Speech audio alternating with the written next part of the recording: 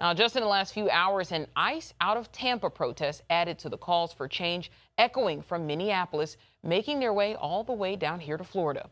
New tonight, 10 Tampa Bay News reporter Annie Krall was at that protest, hearing from demonstrators in Hillsborough County and the president about the rising tensions.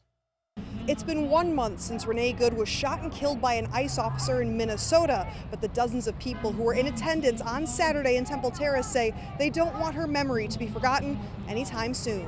Or Alex Preddes, the 37-year-old fatally shot on January 24th. On Friday, the Minnesota Bureau of Criminal Apprehension said it's committed to working with the FBI and the Department of Justice on the investigation into his death.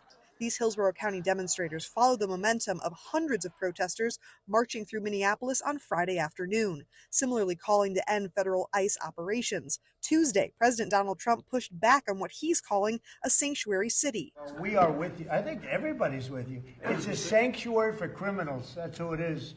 They could make our lives so much easier. All they have to do is hand over their criminals, hand over people that came into our country illegally that are murderers, that came out of jails, that came out of mental institutions, that are drug dealers. We're making sure that we inform people on their rights and that they know that they can stand up to being harassed or being stopped on the street, and to protect themselves by pushing to end 287G so that TPD doesn't work with ICE here.